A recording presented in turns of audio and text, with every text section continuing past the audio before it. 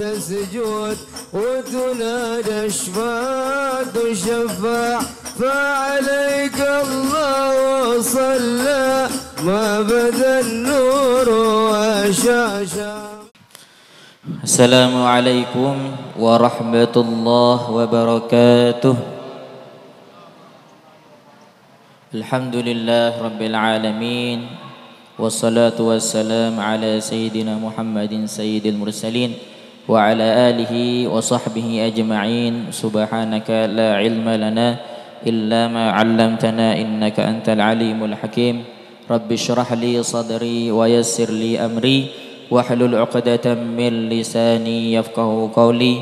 Rabbana iftah bainana wa baina qaumina bil haqqi wa anta khairul fatihin. Amma ba'd. Hadirin yang dirahmati Allah Subhanahu wa taala, limpahan puji kehadirat Allah Subhanahu wa taala yang masih memberikan kita kesehatan, keafiatan. Mudah-mudahan yang hadir di sini terutama guru kita semua, yaitu di sini ada Al Habib Muhammad bin Husain Al Idrus, ada Habib Ali bin Muhammad Al Habsyi, dan juga ada guru-guru kita juga, yaitu ada Ustadz Mathari, kemudian ada Ustadz Mustafa, dan juga ada Abah Badruddin. Dan mudah-mudahan dengan keberkahan beliau ini, mudah-mudahan datangnya beliau ini menjadi keberkahan untuk kita semua.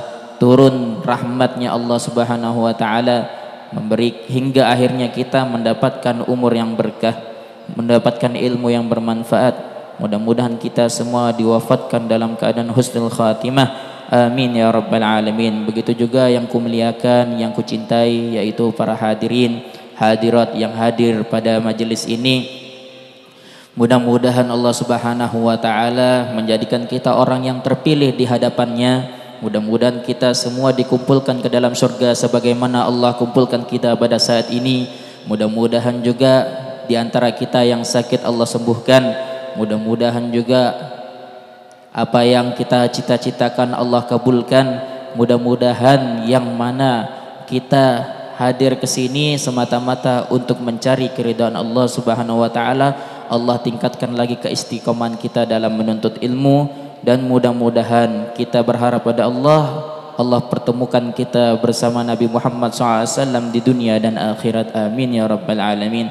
Hadirin hadirat yang dirahmati oleh Allah Subhanahu wa taala, alhamdulillah, sebagaimana tadi sebagaimana Habib Muhammad tadi menjelaskan sedikit tentang siapa itu Imam Nawawi. Imam Nawawi itu kita melihat biografi terlebih dahulu, karena tak kenal maka tak sayang. Maka kita lihat dulu siapa Imam Nawawi. Kita tidak merasa asing, terdengar di telinga kita siapa Imam Nawawi itu. Mungkin kita pernah dengar sebuah karangan kitab yang berjudul Kitab Arba'in Nawawiyah. Kemudian sekarang Al-Adhkar An-Nawawiyah. Siapa orang ini? Siapa penulisnya? Kok ada juga namanya Nawawiyah? Siapa orang tersebut? Beliau adalah orang alim, orang yang berilmu, orang yang menghabiskan umurnya untuk menulis kitab. Disebutkan bahwasannya beliau itu menulis kitab hingga 40 kitab. Dan umur beliau, kata tadi Habib Muhammad, singkat. Beliau ini lahir pada tahun 631 Hijriah. Wafat pada tahun 676 Hijriah. Artinya dari 631 Hijriah sampai 676 Hijriah, dari lahirnya beliau sampai wafatnya beliau, perkiraan umur beliau 45 tahun saja. Dan uniknya beliau ini tidak menikah sama sekali. Jadi artinya beliau ini saking sibuknya dengan ilmu hingga akhirnya tidak sempat untuk menikah. Beda sama kita, apalagi anak remaja sekarang, pacaran luar biasa. Ya, yang sekarang dibangga-banggakan adalah pacaran, padahal pacaran tidak ada manfaatnya. Tapi beliau bisa menggunakan waktu selama beliau masih ada nafas, hidupnya untuk ilmu, hidupnya untuk mencari keridhaan Allah Subhanahu wa ta'ala. Inilah beliau. Siapa nama asli beliau? Julukan beliau itu Al-Imam Abu Zakaria Muhyiddin. Abu Zakaria Muhyiddin. Nama asli beliau Yahya bin Syaraf bin Muri bin Hasan bin Husin bin Muhammad bin Jum'ah bin Hizam An-Nawawi. Panjang ya. Jadi nama nasab beliau itu adalah Yahya bin Syaraf bin Muri bin Hasan bin Husin bin Muhammad bin Jum'ah bin Hizam An-Nawawi. Lagi-lagi kita ketemu dengan nama An-Nawawi. Apa An-Nawawi ini? An-Nawawi ini adalah penisbatan nama kepada suatu daerah. Daerah tersebut sebuah desa yang bernama Nawa. Jadi ada sebuah desa namanya Nawa, itu terletak di Suriah. Kalau dahulu kita tahu Suriah ini salah satu termasuk dari negara Syam. Jadi negara Syam itu ada 4. Karena memang ceritanya orang pembenci Islam, untuk bagaimana caranya antara saudara ini pecah perang, bermusuhan dan sebagainya, hingga akhirnya dipecah belahlah negara kesatuan Syam menjadi 4. Tujuannya adalah satu dengan yang lainnya itu mempertahankan negara sendiri. Akhirnya dia bangga dengan negara-negaranya, padahal dulunya adalah kesatuan. Makanya Syam, kemudian Syam ini terjadi 4, yaitu Yordania, Libanon, Palestina, dan terakhir Suriah. Jadi 4 negara ini kita waktu itu pernah dengar bagaimana perang di sana, bagaimana ini tujuannya itu mengadu domba. Jadi pemecah belah Islam itu mengadu domba di antara umat muslim yang lainnya. Tujuannya itu. Tapi alhamdulillah, karena mereka merasa bahwasannya dulu itu adalah saudara, maka alhamdulillah belum bisa terprovokasi, walaupun ada sebagian kecil saja. Palestina juga dulunya negara Syam. Kemudian An-Nawawi ini penisbatan kepada daerah desa yang bernama Nawa. Nisbatan ila Nawa qaryatun fi Hawran min a'mali Dimashq. Jadi Nawa ini posisinya sekitar pinggirannya kota Damaskus. Damaskus itu ibu kotanya Suriah. Jadi sekitar jarak kalau naik mobil atau naik motor sekitar 1,5 jam perjalanan. Misalkan kita mulai dari Masjid Jami Al-Fatah, Damaskus, Suriah. Perjalanan dari sana ke daerah Nawa itu memakan waktu 1,5 jam. Kurang lebih 104 kilometer. 104 kilometer. Dan beliau ini punya sejarahnya, pernah tinggal di Nawa karena kelahiran beliau, dan juga pernah tinggal di Damaskus, Suriah. Makanya beliau julukannya tadi, Habib Muhammad kisahkan, beliau ini tadi An-Nawawi Ad-Dimashqi. Ad-Dimashqi itu artinya Damaskus. Dimashq, Damaskus. Jadi artinya penisbatan beliau ini ada 2, An-Nawawi dan Ad-Dimashqi. Nawawi karena daerah desanya, Dimashqi adalah pernah menetap di Damaskus. Kapan itu, berapa lamanya beliau menetap di Damaskus? Sekitar nahwan min 28 sana, sekitar 28 tahun. Ngapain di sana?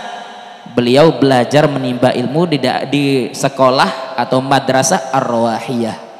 Jadi beliau 28 tahun menuntut ilmu. Setelah itu beliau sudah memiliki ilmu, beliau mengajar dan juga beliau sibuk mengarang kitab. Subhanallah, subhanallah. Ini beliau. Kemudian dikatakan oleh Imam Ibnul Mubarak.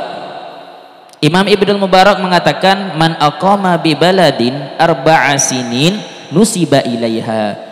Siapa orang yang pernah tinggal di suatu kota atau tempat selama 4 tahun, maka penisbatan nama daerah tersebut bisa disandingkan di namanya. Contoh, misalkan ada orang merantau sampai sini di Balikpapan sudah 4 tahun, boleh dia tambahkan Al-Balik Papani, atau mungkin Samarinda, As-Samarindawi. Pernah 4 tahun di Jawa, Al-Jawi atau sebagainya. Ini perkataan Imam Ibnul Mubarak. Kemudian beliau ini wafatnya pada tanggal 24 Rajab tahun 676 Hijriah. Wa dufina sabihatuha binawa, dan beliau dikuburkan di kota Nawa pada pagi hari. Bayangkan umur beliau ini cuma 45 tahun. Kita yang fokusnya yang sudah 40 ke atas, yang masih banyak lalainya, apalagi belum pernah mengarang kitab, rasanya itu kayak bagaimana gitu, antara umur kita ini berkah atau tidak. Karena yang kita cari ini kan umur ini adalah mencari keberkahan umur dan juga mencari keridhaan Allah Subhanahu wa ta'ala. Jadi kita kalau misalnya tidak mampu mengarang kitab, tidak mampu menuntut ilmu banyak-banyak, minimal menambahkan ketaatan kita kepada Allah Subhanahu wa ta'ala, minimal menjalankan perintahnya. Ini beliau, bahkan beliau itu tidak menikah. Orang sekarang udah nikah aja bingung, nyari uang kesana kemari, ya bingung rasanya, kayak kurang sempurna. Ibarat seperti kayak posisinya hidup di padang pasir, tandus, tak memiliki apa-apa. Imam Nawawi itu beliau tidak menjadikan masalah, tapi beliau ini tetap mengarang kitab, sibuk. Al-Imam Nawawi la yatazawwaju li syughlihi bil ilm.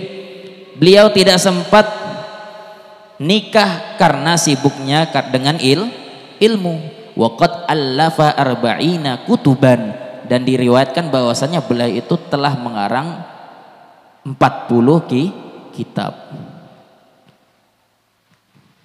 Kalau orang sudah menikah biasanya tidak sempat untuk menuntut ilmu, tidak sempat untuk menuntut ilmu. Kenapa? Sibuknya dia itu sudah terbagi jadi 2, antara dia mau menuntut ilmu, antara dia sibuk dengan urusan rumah tangga, bagaimana caranya mencari rezekinya, bagaimana mencukupi kebutuhannya, bagaimana bisa membahagiakan istri dan anak-anaknya.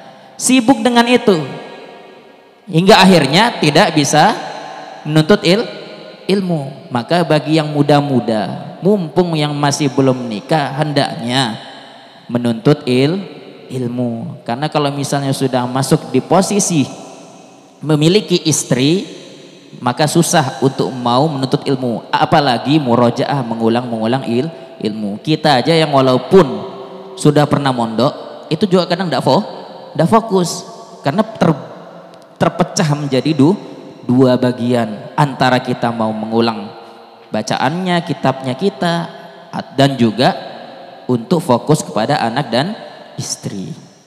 Dikatakan oleh Imam Ibrahim bin Adham, ahadun minal ulama sufiyah. Jadi ada ulama sufi yaitu bernama Ibrahim bin Adham. Beliau mengatakan, man ta'awwada afkhadan nisa lam yuflih. Dikatakan bahwasannya siapa orang yang disibukkan dengan pahanya wanita. Tahu pahanya wanita? Maksudnya adalah sibuk dengan istrinya terus. Artinya sudah menikah, lam yuflih. Maka dia itu tidak beruntung di dunia maupun di akhirat. Maka jangan sibuk sama istri terus. Hadir majelis ilmu minimal 1 minggu sekali.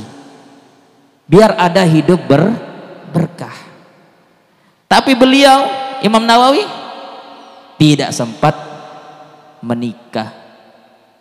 Termasuk juga kami punya guru di Malang. Itu saya punya guru marganya sama kayak Habib Muhammad. Namanya Habib Abdul Qadir bin Muhammad Al-Idrus. Saya punya guru. Itu beliau tidak sempat menikah. Sempat waktu lalu beliau cerita kenapa alasannya beliau tidak menikah. Akhirnya diceritakan. Dulu ada wasiatnya dari pendiri pondok pesantren Darut Tauhid yang bernama Al-Alim Al-Lama Al-Murabbi Syekh Abdullah bin Awad Abdun. Beliau pernah memberikan nasihat wasiat kepada guru saya Habib Abdul Qadir Muhammad Al-Idrus. Apa wasiat beliau? Kalau bisa engkau mengajar selama-lamanya di sini. Kalau bisa mengajar selama-lamanya di sini. Jadi beliau itu pernah ditawarkan seorang wanita dari Lombok, kemudian dari Palu, kemudian dari Sumbawa sama Pasuruan. Beliau menolaknya karena beliau sibuk mengajarkan kami muridnya itu karena cintanya ilmu dan ingin mengamalkannya. Bahkan beliau itu guru kami tidak merasa puas dengan ilmu, padahal beliau itu 13 tahun mencari ilmu di negeri timur, pernah di Mesir, pernah juga di Arab Saudi, dan beliau lulusan Darul Hadis Malang. Akhirnya beliau merasa kurang dengan ilmunya. Beliau berguru dengan kakak kelasnya yang bernama Al-Alim Al-Allama Al-Habib Saleh bin Ahmad Al-Idrus Malang. Jadi beliau berguru dengan itu, padahal kakak kelas. Jadi orang berguru memposisikan dirinya sebagai murid, berguru itu tidak harus umurnya jauh, tidak harus orang itu orang yang lebih tua, walaupun kakak kelasnya pun juga menuntut ilmu kepada beliaunya. Sekalipun itu adik kelas juga beliau menuntut ilmu sama adik kelas. Artinya ilmu di sini yang sudah dimiliki tidak putus antara murid dan guru. Dari situlah subhanallah beliau tidak sempat menikah, meninggal di umur 48 tahun, tepatnya tahun 2016, dan wafat di Surabaya, dimakamkan di Jakarta. Ini orang-orang yang soleh macam ini, seperti Imam Nawawi, seperti guru kami juga, itu artinya memang betul-betul tulus mengajarkan ilmu, cinta dengan ilmu. Tapi sekarang masalahnya banyak orang tidak menghadiri majelis ilmu, lebih banyak mencari ilmunya lewat internet. Dari lewat internet tersebut tidak bisa menyaring yang mana ini betul, yang mana ini tidak betul, yang mana ini sesat, yang mana ini tidak sesat. Kenapa? Karena tidak ada bimbingan guru. Makanya alhamdulillah kita ini berkah dari para guru yang hadir ini, alhamdulillah insya Allah akan membimbing kita semua. Insya Allah memang tulus niat ikhlas lillahi ta'ala menjadikan kita semua orang yang selalu mendapatkan keberkahan di dalam umur kita, amin. Kemudian bagaimana hukumnya nikah ini? Mungkin kita pertanyaan, bagaimana hukumnya nikah? Apakah nikah ini wajib? Apakah nikah ini sunnah? Atau bagaimana? Maka dijelaskan bahwasannya di dalam kitab Imta'ul Asma' Syarahnya dari Matan Abi Syuja, karangannya Doktorah Syifa binti Muhammad Hasan Hitu. Beliau mengatakan, amma hukmun nikah fayakhtalifu biikhtilafi syakhs. Adapun hukum nikah itu ikhtilaf, tergantung dari seseorangnya, posisinya berada di mana. Hukum mustahab, yang pertama hukumnya mustahab, hukumnya sunnah, dianjurkan. Bagi siapa? Liman wajada mu'nah, bagi orang yang telah memiliki bekal untuk nikah. Wa kana muhtajan ilaih, yang kedua dia memang butuh untuk menikah. Kenapa butuh? Karena biar terhindar dari maksiat. Ini hukumnya mustahab, sangat dianjurkan. Kemudian kedua khilaful aula. Kemudian di sini ada khilaful aula. Khilaful aula itu artinya lebih mengarah kalau boleh dianjurkan. Tadi dianjurkan, ini kalau boleh dia menikah saja. Lifaqidil mu'nah, bagi siapa? Orang yang tidak memiliki bekal untuk nikah. In kana muhtajan ilaih, walaupun dia butuh untuk nikah. Fa in lam yakun muhtajan ilaih, kalau misalnya dia tidak bisa untuk menikah, kalau dia tidak butuh untuk nikah, maka hukumnya menjadi makruh. Hukumnya jadi makruh. Tidak memiliki bekal tapi dia butuh, maka hukumnya mustahab. Khilaful aula, masuk kepada lebih baik menikah saja, walaupun ya maharnya kecil, tidak usah besar-besar, yang penting intinya biar dianya terhindar dari maksiat. Kalau misalnya dia tidak butuh, muhtajan ilaih, lam yakun muhtajan ilaih, kuriha lahu, maka hukumnya makruh. Kemudian hukum yang ketiga adalah mubah, artinya boleh-boleh saja. Fa in wajadal mu'nah, siapa orang yang memiliki bekal, lam yahtaj ilaih, tapi dia tidak butuh untuk menikah. Dia punya bekal tapi tidak butuh nikah. Kana mubahan fi haqqihi, maka hukumnya menjadi mubah di dalam haknya untuk melaksanakan nikah. Terserah ya. Mandi hukumnya mubah, mandi junub hukumnya wajib, kayak begitu artinya mubah, terserah.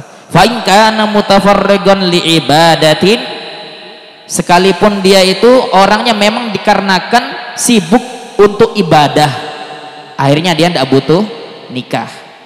Aw ilmin, atau menuntut ilmu, fatarakahu afdol, kemudian meninggalkan nikah tersebut, maka hukumnya boleh saja, afdol, ya lebih baiklah. Jadi masuknya Imam Nawawi itu dimasuk di dalam hukum mubah, artinya boleh-boleh saja, bukan haram ya. Kemudian yang keempat, hukumnya makruh. Makruh bagi siapa? Man kana fi diyaril harb, siapa orang yang berada di tempat daerah yang konflik, ya, fayukrahu lahu, maka makruh hukumnya. Wa in wajadal mu'dah, sekalipun dia memiliki bekal. Kenapa? Khaufan ala waladihi minal kufur, karena takutnya nanti mungkin karena terjadi peperangan, ya, kemudian dia memiliki anak, anaknya ternyata ikut menjadi orang-orang kafir, takutnya begitu. Tapi kalau dia tidak mampu, artinya memang kebelet, illa an yakhafa ala nafsil wuqu' fil haram, dibolehkan menikah kalau dia memang takut terjerumus kepada keharaman. Wa ammal mar'atu fa in ihtajat ilai istuhibba laha wa illa kuriha, jika seorang perempuan dia butuh menikah, maka disunnahkan atau dianjurkan baginya untuk menikah. Wa illa kuriha, kalau dia tidak butuh, sama posisinya kayak laki, dia tidak butuh menikah, maka hukumnya makruh. Nikah tapi dia tidak butuh, paham ya? Dia menikah tapi dia tidak butuh, hukumnya makruh. Kenapa? Ini mewanti-wanti kepada kita jangan sampai pernikahan itu jadi permainan, karena pernikahan itu adalah suatu ibadah yang mana ibadahnya setiap saat itu menjadi pahala. Kita dengan istri kita, ya, apa namanya, bersentuhan dan sebagainya, ajak jalan kemana-mana, itu menjadi pahala. Jangan sampai dikarenakan dia ternyata memang tidak ada butuh-butuh nikah, ternyata nikah akhirnya baru dapat seumur jagung, tiba-tiba cerai. Banyak kejadian seperti ini, pernikahan dianggap menjadi permainan. Haram, hukum yang terakhir adalah haram. Law alimta min nafsiha adamal qudrahati 'alal qiyam. Kalau kamu wahai laki mengetahui bahwasannya si perempuan itu tidak mampu untuk melaksanakan, menjalankan kewajiban hak-hak suami, itu hukumnya haram. Kalau si laki melihat ternyata ini calonku ini tidak mampu, perkiraannya dilihat kayak anda males sekali main HP lagi, TikTok terus, gitu sekarang, TikTok terus kapan dia tidak bergerak sama sekali, ya, yang modelnya males, tidak bisa ditakutkan tidak bisa menjalankan haknya suami, maka di sini haram, ya. Kalau misalnya kita lihat memang orangnya bagus, baru boleh. Alal qiyam bihaqi haruma, maka hukumnya haram. Nah, ini menjelaskan bahwasannya Imam Nawawi masuk ke dalam hukumnya mubah. Artinya boleh-boleh saja. Taib. Kemudian kita membaca sedikit muqaddimah dari Imam Nawawi. Bismillahirrahmanirrahim. Alhamdulillah al-wahidil qaharil azizil ghaffari muqaddiril aqdar musarrifil umuri mukawwiril laili 'alan nahar tabsuratan liulil qulubi wal absar alladzi ayqadha min khalqihi man istafahu wa dakhalahu fi hamalatil akhyar. Beliau di sini masih memuji kepada Allah Subhanahu wa taala. Wa afaqa man ijtabahu min 'abidihi faj'alahu minal muqarrabin al-abrar wa basara man ahabbahu fazuhduhum fi hadhihi ad-dar fajtahadu fi mardatihi wa ta'abu lidaril qarar.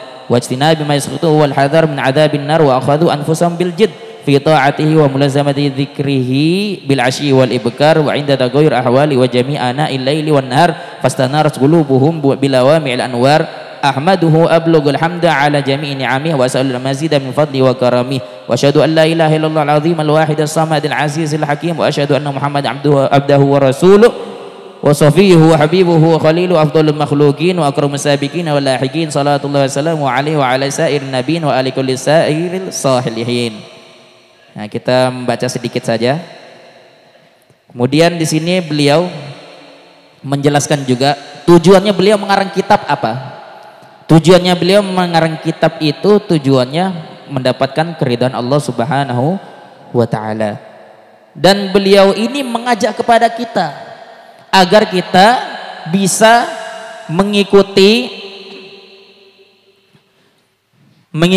sunnah-sunnah Nabi Muhammad SAW yang terhimpun pada dalam kitab Al-Adhkar. Kitab Al-Adhkar ini apa? Kitab Al-Adhkar ini, Al-Adhkar diambil dari kata zikrun, artinya zikir. Al-Adhkar banyaknya zikir. Artinya Nabi Muhammad SAW pernah melakukan zikir-zikir tersebut dan dihimpunlah di dalam kitab ini oleh Imam An-Nawawi. Jadi di sini menerangkan hadis-hadisnya. Mungkin ada tentang habis sholat musafahah, habis sholat berjabat tangan, ada hukumnya di sini. Tentang ziarah ada hukumnya di sini. Jadi jangan dikit-dikit dibid'ahkan. Gak ada zaman Nabi, gak ada ini, gak ada ini. Pasti ada. Karena orang yang model macam tersebut, dia belum terlalu banyak menelaah hadis-hadis Nabi Muhammad SAW yang menyebutkan tentang keutamaan. Jadi di sini dikatakan dalam hadis, man da'a ila hudan kana lahu minal ajri mithlu ujuri man tabi'ahu la yanqusu dzalika min ujurim syai'an. Kata Nabi SAW, siapa orang yang mengajak kepada kebenaran, kepada petunjuk, maka dia mendapatkan pahala seperti pahala orang yang mengamalkannya. La yanqusu, tidak berkurang sedikit pun dari pahalanya orang yang menjalankan amalnya. Kita menyuruh orang, kita memberikan nasihat, memberikan ini petunjuk dan sebagainya, orang itu mengamalkan, kita ini juga mendapatkan pahala seperti orang yang dilakukan seperti orang yang melakukannya itu. Artinya tidak ada berkurang sedikit pun. Kemudian di dalam hadis ini, al-adhkar ini,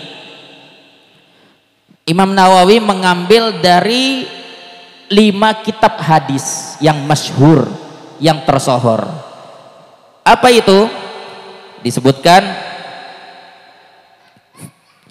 alal ahadits allati fil kutubil masyhurah allati hiya usulul Islam, yang mana ini adalah sumber dari cabang-cabang Islam. Kitab-kitab hadis tersebut ada 5, yaitu adalah Sahih Bukhari, Sahih Muslim, Sunan Abi Daud, Tirmidzi dan Nasai.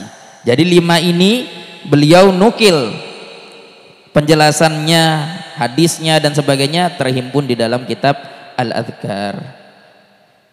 Kemudian kita sedikit tentang bab fasal fil amri bil ikhlasi wa husnin niyat fi jami'il a'malidz zahirat wal khafiyat. Di dalam fasal ini Imam Nawawi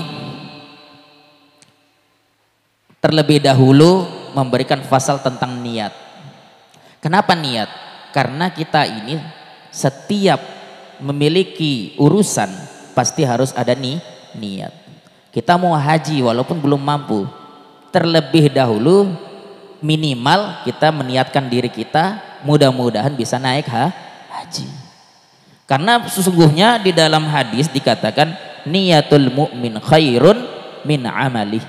Niatnya seorang mukmin itu lebih baik daripada amalnya. Maksudnya apa?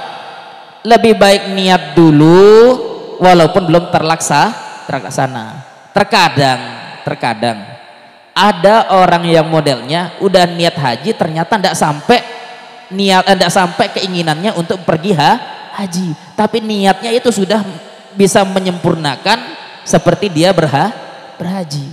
Karena kita tidak ada yang tahu, umur kita tidak ada yang tahu. Makanya terlebih dahulu kita niat. Terlebih dahulu kita niat dengan hal-hal yang baik. Jadi ini niat di dalam juga ikhlas. Ikhlas niat yang baik. Sebagaimana Allah Subhanahu wa taala berfirman, "Wa ma umiru illa liya'budullah mukhlishina lahud din hunafa." Allah Subhanahu wa taala berfirman, tidaklah mereka diperintahkan oleh Allah melainkan menyembah Allah dengan cara ikhlas. Wa qala ta'ala lan yanalallaha luhumuha wala dima'a walakin yanalu taqwa minkum. Kata Allah Subhanahu wa taala, tidaklah Allah menerima daging hewan kurban atau darah kurban, walakin yanaluhu taqwa minkum, akan tapi Allah itu menerima dari ketakwaan dari kalian. Apa maksudnya ketakwaan dari kalian? Dijelaskan oleh Imam Ibnu Abbas bahwasannya ma'nahu walakin yanaluhun niyat. Maksudnya adalah Allah itu menerima niat-niat kalian. Memang kita tahu takwa itu apa? Takwa itu menjalankan perintah Allah dan menjauhi larangannya. Tapi takwa itu menurut Imam Ibnu Abbas bahwasannya at-taqwa di sini adalah tafsirnya beliau adalah niat. Jadi disitulah kita harusnya mengamalkan sesuatu dengan terlebih dahulu niat. Nah, dari sini niat kita tahu, misalkan kita niat ingin menikah, terlebih dahulu kita posisikan diri niat yang baik.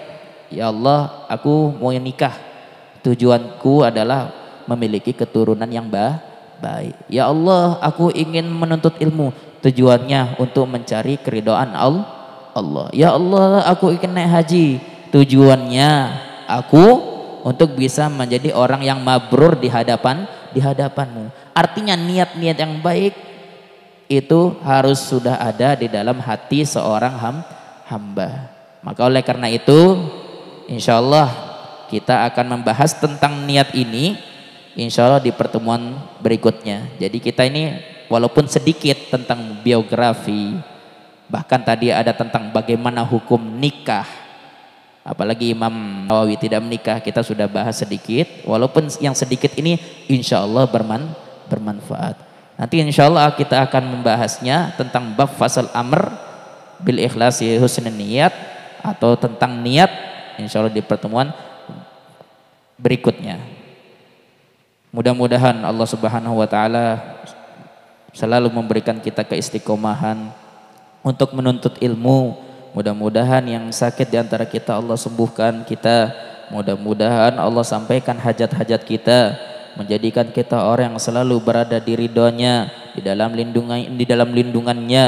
Mudah-mudahan Allah Subhanahu wa taala menyelamatkan kita dari mara bahaya, musibah, bala, bencana dan sebagainya.